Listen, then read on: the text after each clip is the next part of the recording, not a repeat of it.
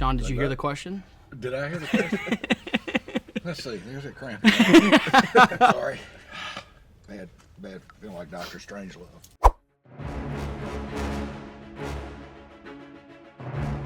Hey, what's going on, everyone? For Clean and Simple Marketing, I'm Zach Osendorf, and you're watching The Wash. It's a show where it all comes out, and today I'm joined by John Harlin and Charlie Fisher of Reed Manufacturing. For over 40 years, John has been a part of Reed and has played an integral part in developing and maintaining relationships throughout the country. Charlie started his career in the laundry industry nearly a decade ago and recently joined Reed as the Director of Sales and Marketing. Charlie brings a wealth of industry knowledge and fresh ideas. Gentlemen, welcome to the show. Hey, Zach. Thanks for having us. Yeah, so how are you guys with spicy foods? Okay. My goal is to be better than John. Well, with that, we're going to hop right in.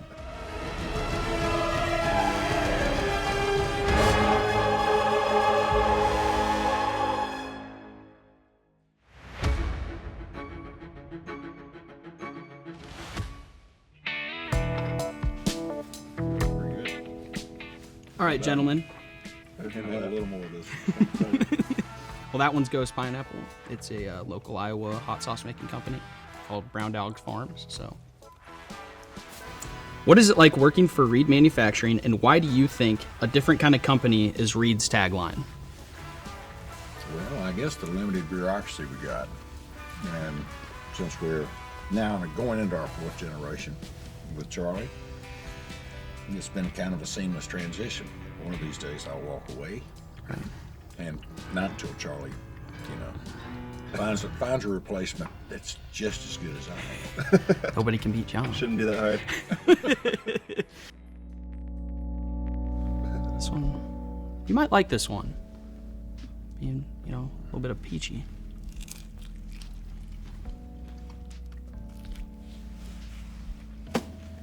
Not bad. So far, so good.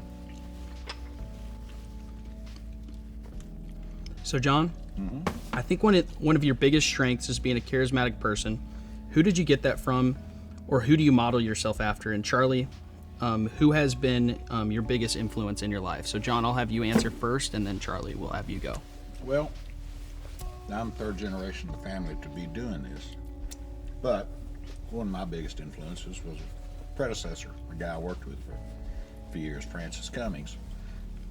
And Francis, when he'd walk into an account, would light up the place. But he knew everybody from the front to the back.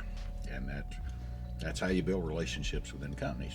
You've got to know everybody. You can't bypass the person in front. Right. To get to the guy who you think's important back here. Right. Everybody's important from that. And Francis taught me that. But I knew I was in trouble when he'd come up and go, "Oh, buddy." That meant he wanted me to do something. Right. And I'd gladly do it. Yeah. But when he said, "Oh, buddy," there was always an ulterior. There's always something coming. There was something coming. But he was a mentor of mine, along with a couple of others that I've worked with over the years. Fred Harris and Bruce Gill, who's now retired. But we always had a relationship. We've always been a relationship company. And Charlie's, he's already got the relationship part of it. Yeah. He hadn't fired me yet. So it's working out good. So far, so good. For me, I would say biggest influence would be a guy named Tim Spencer. Actually, he's when I first started in the industry, I was an outside sales rep with zero sales experience, knew nothing about sales or uniforms or anything, and was pretty much fed up with it. I was like, I'm not very good at this. I'm gonna do something different. I was living in Virginia at the time. Was ready to move back home to Michigan. And actually, ironically, he took me out one night for wings, and we had some wings and about 7 or 8 beers, and he convinced me to give him 6 months and that he would turn it around. And he did. He really taught me what it took to be successful, not just from a sales standpoint, but really getting ready for the next level of leadership and leading people. And biggest thing really that he taught me was just the customer's the most important thing, right? Figure out how to help the customer. And if your number one focus is how do you do the best thing for the customer, you'll be successful long term. If you're worried about you and your paycheck all the time, it's never going to work. And to this day, I have a lot of mentors, a lot of people I learn a lot from every single day. But Tim, when I have something hard, I go back to Tim to this day still. He's still a good friend, even though he's an Eastern Tennessee guy. But. There you go. Go Eastern Tennessee. Yeehaw. Yeehaw, let's go. So the thing I thought was really cool with both of your answers is that it's a relationship business. It is. So, seeing the different generations and stuff, that's still very important to Reed, and I think that's awesome. Absolutely. Well, it's one of those things. I worked under my dad, and then Dave Linden came on, and my dad had a good sense of humor. Very quiet, very calm, but he had emotion.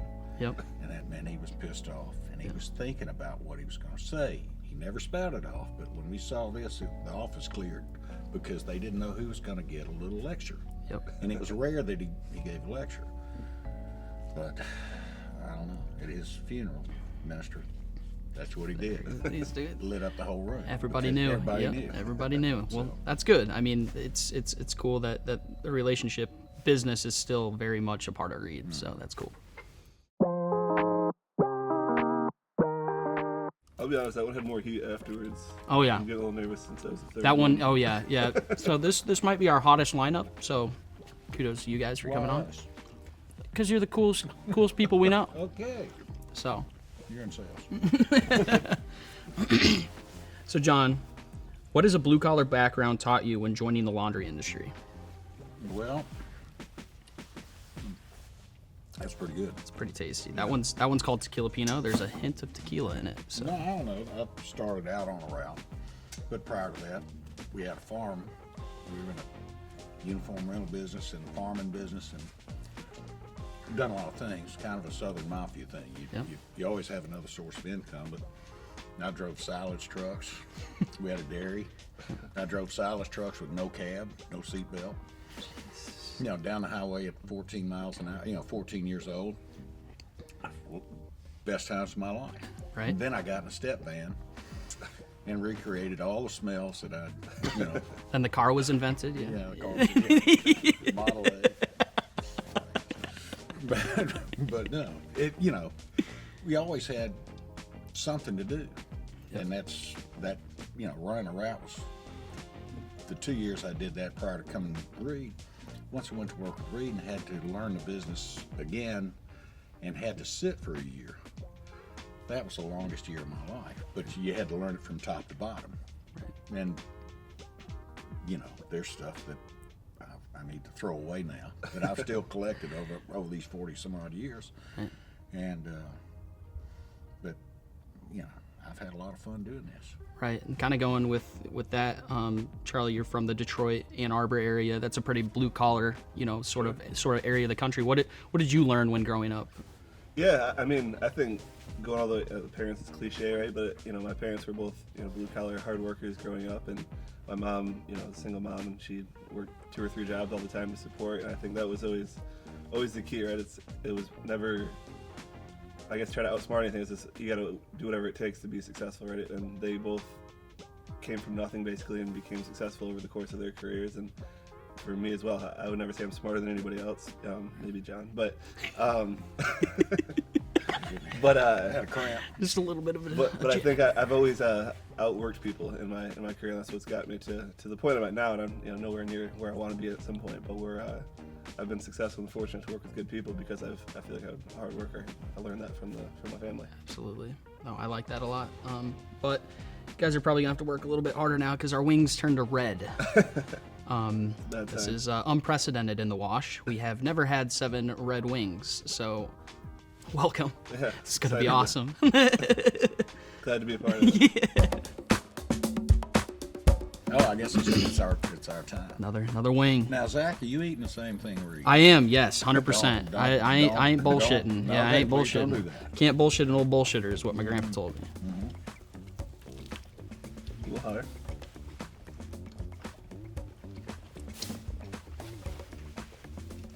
Not bad though. Good.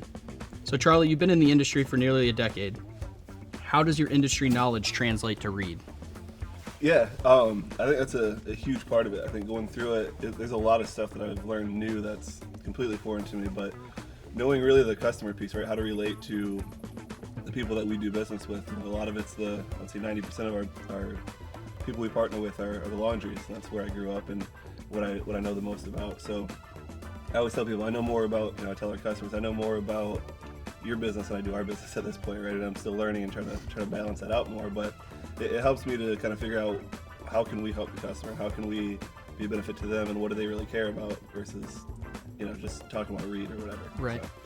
So same kind of question to you, John. You've been in this industry for 40 plus years.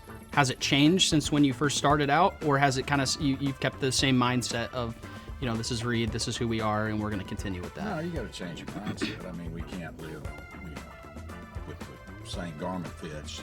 Style does play a little bit. You want to be as uniform as possible, but style does matter. Right. And it matters more now. Everybody's an expert. They got their phone, and they're doing this, and they're an expert on everything. Yep. So, no, it's refreshing to have Charlie come in, his predecessor, Dave. He still hadn't left yet.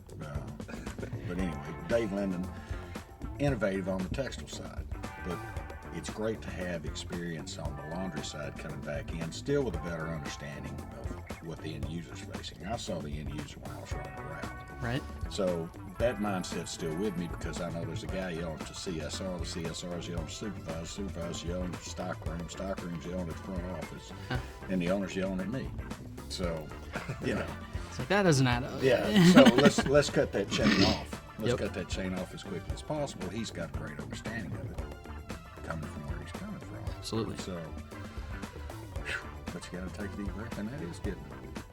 I was going to ask, how are we doing on a scale of 1 to 10? What's our hotness level at? Oh, I'm at 3.5, 4. I was going to say 4. All right, cool. Well, we're going to keep working up. So. Okay. All right, so here we go. So we've entered our fifth wing. What we do here is it's usually called Explain That Graham. Explain That Graham, the hot sauce is getting me. We take a deep dive into your social media, essentially. We pick a photo, and you guys have to explain it. So. All right. So, John, I'll have you go first. Obviously, I was creeping on your Facebook a little bit. I saw the claret jug come up. Mm-hmm. Kind of looks like you're at the country club there. It made an appearance, so go ahead and just kind of explain that to me. No, that's when I won the British Open at Carnoustie. Oh, jeez. 1926. 1926. It's a great year. Took a trip to Scotland with three great friends and took our wives. Yep. Yeah, and my wife, who's a banker and a con artist, went to. We'll ask. I'll ask another question. I'll ask a follow up about that. No, but my wife, as we're playing golf at Carnoustie, we're staying at Carnoustie. We're there where the claret jug is going to be for the next British Open. She asked a little old man in the pro shop, "Can we get a picture of that with the guys, my husband?" Yep. He goes, "Sure." So he pulls it out, and we stand there with the claret jug. Is He was that pretty easy? cool. Just asked him, and he was like, "Yeah, cool." She could do anything. That's awesome. Yeah, that's hot. But that being said, that's where that came from. That's cool. Yeah, I mean, being from Iowa, like I think the only Iowan to win it is Zach Johnson. Mm-hmm. So when I saw that, I was like, "That's super cool. That's awesome." No, but it was a great trip. The girls had more fun than we did. Right. Because like this Sprinter van, that's what we're in, and the driver would drop us off during the day, and then go pick them up. So you played a lot of courses out there. Then We played several courses, but they had lunch one day at three different places. He knew all these little. Yeah, little hole in the wall places. Yeah. Yeah, let's get to Charlie. All right, Charlie. Being a Michigan Wolverine fan, what's the meaning behind this one? Yeah, so this is as you mentioned, Michigan fan. It's a great year for it. Beat my Hawks. Yeah. Beat Iowa pretty good this year. Yeah, But this is one of the tailgates. So we have a pretty big group. It's usually bigger than that. This is a colder game, but we have probably I'd say 15 to 20 people every week that we go. We have 3 parking spots right across from the stadium, and we tailgate from usually 6:30 in the morning until whenever the game is, noon or 3:30 night game. So it's fun. It's exhausting. Getting to the end of the season makes it I'm excited to relax a little bit. Have my Saturday mornings back. But yeah. No, being an Iowa fan too, I think Big Ten football is the best. John may say it's not, but for gambling purposes, for gambling purposes, Big Ten's easier to pick.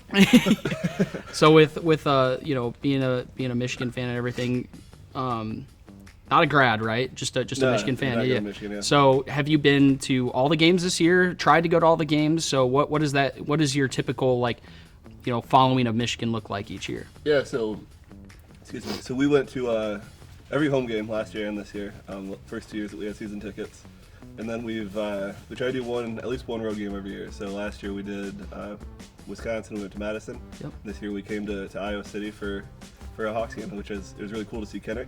Yeah. And then we also went to the playoff game last year. Unfortunately, that wasn't as successful as the other ones that we've been to. But and then this year we plan on going to Phoenix if they hold that spot. If they hold it, yeah. So, well, go Big Ten. Yeah, it's been fun. I think the only loss that we have so far in any game we've gone to is the Georgia game. So. Oh, jeez. Well, hopefully they don't draw Georgia again, because I would love for a Big Ten team to get into that championship game. It's always fun. I agree.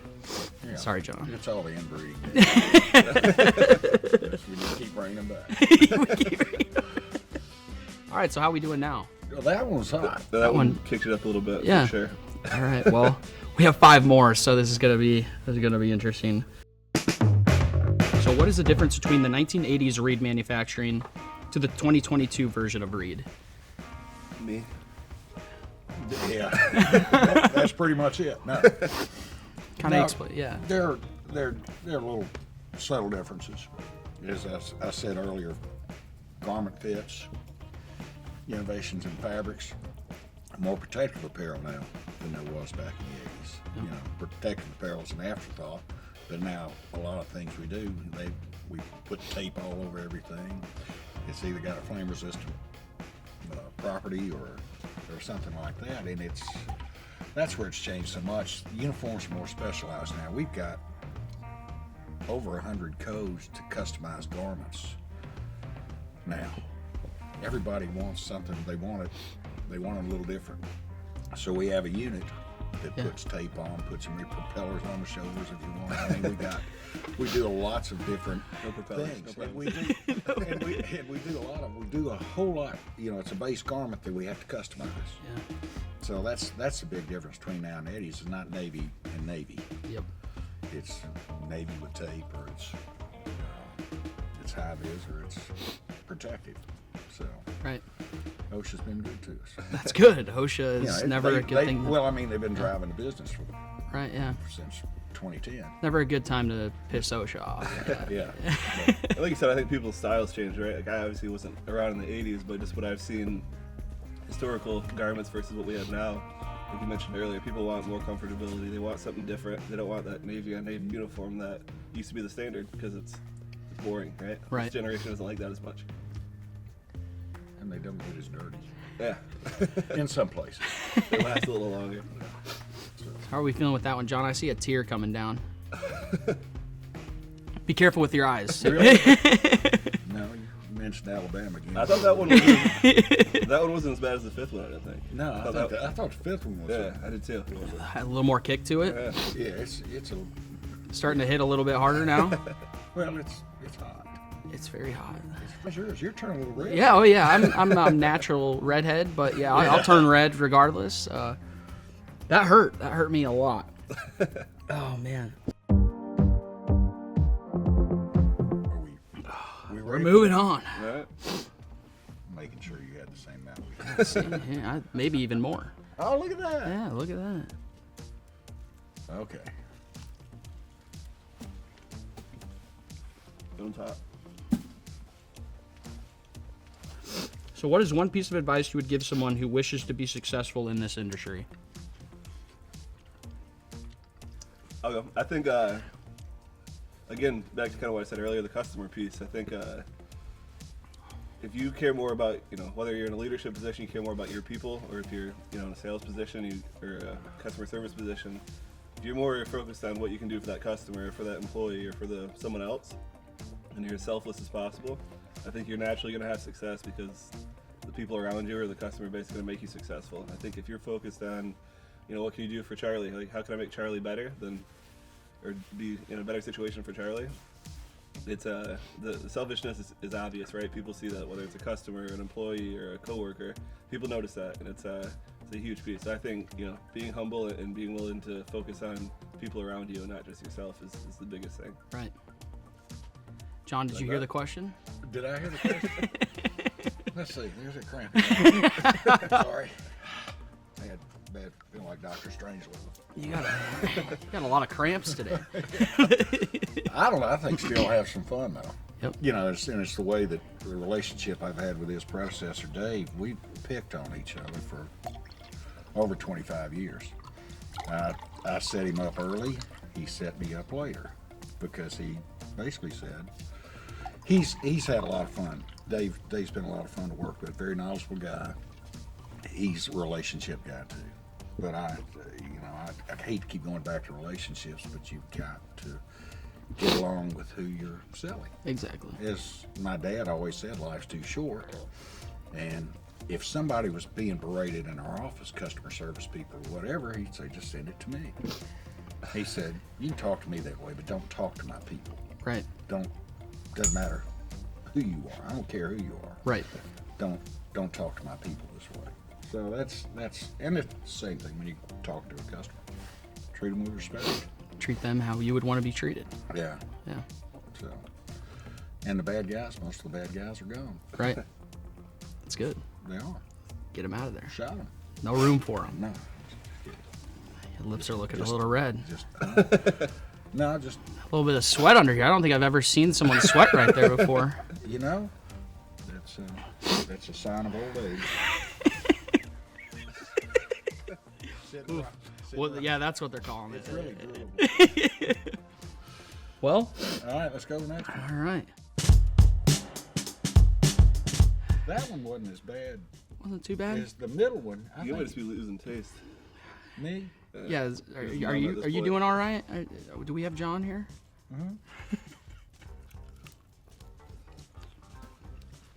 I should watch and see if you're actually taking a bite. This one might jump up and bite you a little bit here. I was licking my fingers at first. I think that's the trick, is not to do that. Yeah, yeah. That and keep the sauce off your lips. If Yeah. you get it on the lips, you're done for. How the hell do you eat it without touching your lips? I've never. That's the golden question right I have an there. overbite. You just sit there and, you know. I'm one of the few people in Tennessee with all their teeth. That is true. Can we? You sure? They're all mine. So guys, outside of work, what do you like to do? What are your hobbies? I like to play golf. I like to mow the yard. I got a farm still. I like to mow. I like to get on the tractor and mow.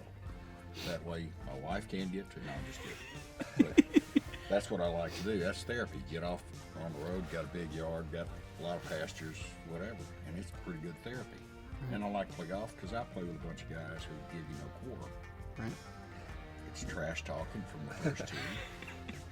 And we're all, from scratch to 20 handicap. Right. But we just have a lot of fun. These are just good friends, and then that's my escape. What is, or how quickly can you mow the lawn? What's your record time? I don't try to set a record, but it takes. I got a big old 60-inch mower, so it's Right. an hour and a half to get. Oh, that's not bad. That's not bad. What percentage of the farm do you actually mow? What? Excuse me. About half of it. Really? Which is, there's about 110 acres of pasture. Oh, jeez. What are you just out there just driving wherever you need to drive? Just go to each section. You go to each section and you mow that, and then you look at it and you go, that looks nice. Do you get off the mower to look at it and come back on the mower? No, I'm in the cab with radio and air conditioning. So that's the that's what I did as a kid. Yep. And I love tractors. Right. So I got a big old tractor. Big old green tractor, red tractor, Green, orange it's a tractor, green international harvester, John Deere. We had internationals, and then it's a big old John Deere. It's a 6400. It's a nice one. It's You ever hear the song International Harvester? Yeah. That's what I'm I thinking live- of right now. Yeah, John, I live outside of Nashville. I've heard every bad country song. John in his overalls, hopping in his big old. I got it. Charlie, what about you? I also enjoy golfing. I'm not as good as John, but I do enjoy going out there for the competitiveness and the gambling part of it, taking money off of people. It's always fun. And Yeah, then, if you keep calling those Friday sales conferences, I'm not, my handicap's gonna go up. I mean, that's the goal. I I want to make sure I can't can keep up. disappear on, I can't. The age thing isn't helping. I need another advantage. Outside of that, we talked about the Michigan games. I like all sporting events. I enjoy that piece, whether it's with friends or the fiance's have gotten more and more into sports recently. She enjoys the Michigan games a lot, so I like going to sporting events wherever we're at, seeing new ball fields or new arenas, whatever. It's I enjoy that part. This one's called Extreme Regret. Mm-hmm. So this one's not quite as hot. Yeah. Well, I'll just let you be you guys can be the judge of that one. Let's get. Here, take a bite right out of that. I'm just gonna dab it just a little bit. Here, Charlie, dab it on your Little finger. dab will do it. Now, why do I want extra? I'll take it on this end.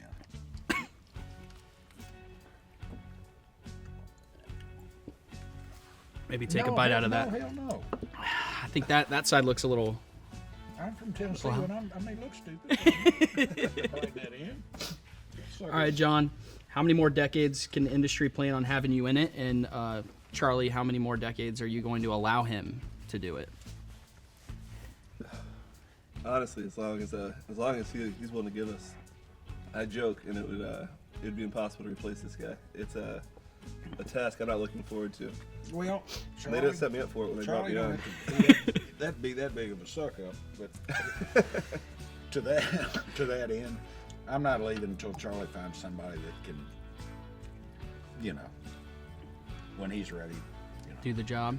do the job. I mean, having somebody with experience, we were lucky to get him in, and he's following a guy who's a legend in his own mind. So we have a duty to our customers, like City, to make sure whoever follows me in is certainly an improvement. That's not, it's a low bar, but we got to make sure that we've got the right people coming back in. Right.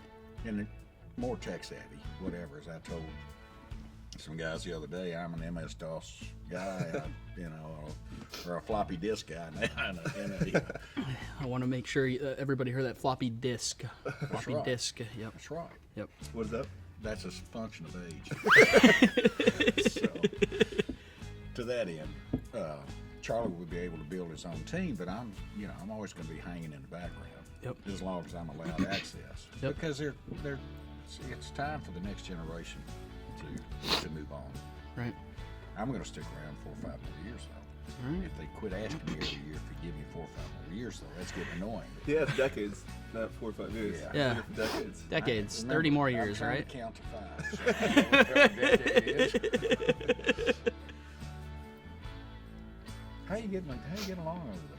Great. That one's hot. I'm doing all right. Okay.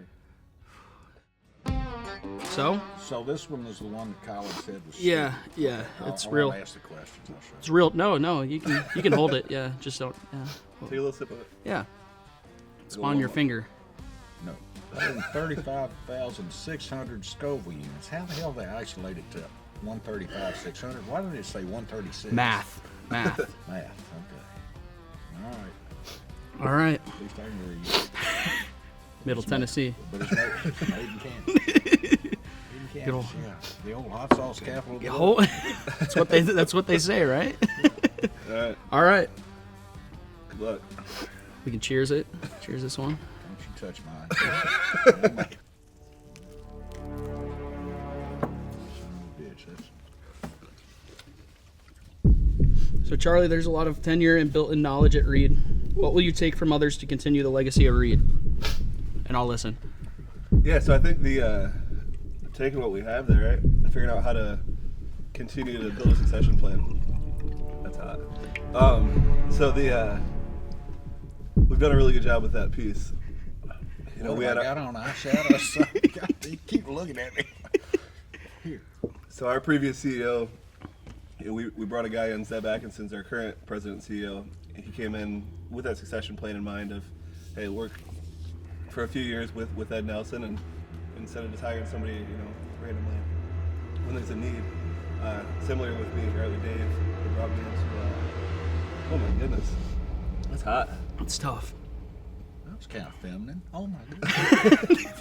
Come on, Charlie, step it up. Charlie looks like he might cry. And with, I feel like I'm about He's to. driving me. Though. That's how big that got to be nice. That's hot, yeah. And it'll be similar with John in a decade or so when he leaves. We'll bring someone on. So I think the succession planning and having a plan in place is really biggest key to that. Whew, That is pretty hot. that was hot. It's hotter with the water. Is it? Yeah. You think? Yeah. That doesn't make any We'll let sense. you know in an hour. My nose hurts. It does. Yeah. Well, I'm just, that's hot as some bitch right there.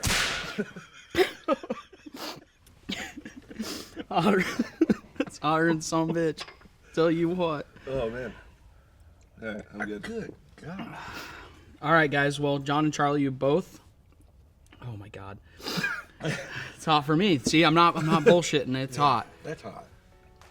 Oh my. I feel like my nose is bleeding. Well, Is it bleeding? It's not. Your beard is. Oh shit. All right, so John and Charlie, you both climbed the hot sauce mountain. It wasn't that tough, right? Yeah. Yeah. That last one was a peach. 6 a.m. flight's gonna be. I think I'm gonna cry. I'm not gonna cry. That's hot. Have y'all tried this? You have? Nick, why didn't you warn us?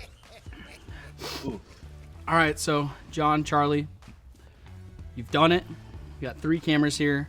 Why don't you go ahead and plug Reed Manufacturing? What do you guys have coming in 2023? What do we have to look forward to for Reed Manufacturing? What do we have to look for? Now I'll tell you what. We get through a lot of these supply chain issues, which have helped, because a lot of folks, not just us, have been playing catch up. So we're looking really for a return to normalcy in the industry. And you're looking at Charlie; he's not normal. I don't think anybody's normal right now. But, no, there are minor innovations that'll be coming along with fabrics and fits. You can't. You still got to make it customer friendly, because the biggest part of our market's on the industrial laundry side, and we're not competing with you as a vendor. I'll compete with you. I'll compete with you. But I think 2023, I'm probably going to have to get on. I don't need a colonoscopy anymore. This will take care of it. But that's cool enough, man. Yeah, How you not doing? for me. I think Charlie gets to make his imprint starting in 2023. You know, he's sitting out there in the bullpen right now. Right. But you know, I think continued innovation, right? Common. We want to look for, ways to be first to market with some things and find, kind of what's the next thing, what's going to be exciting for the industry. So we want to look at different things and again partner with some of our great partners and figure out, what can we do to help them with their customers. Charlie, you're crying. I know. How I you touched doing? my eye. Which You was not a touched good it? Idea, Oh God. Here, let me just. yeah. Oh, that was hot. you okay? I'm good now. He's good. All right. Well, you made it. So Yeah, thank you guys. Hey. Appreciate it. Thank you. Appreciate it. Thank you. So thank you everyone for tuning into The Wash. And say nice things about Mary. I'll try. I'll try. So thank you for everyone for tuning into The Wash, where it all comes out, starring these two, Charlie and John. And if you like that, go ahead and subscribe to our YouTube channel. And that's it. So thank you guys, and we look forward to seeing you again in another episode. Thank you, Zach. So,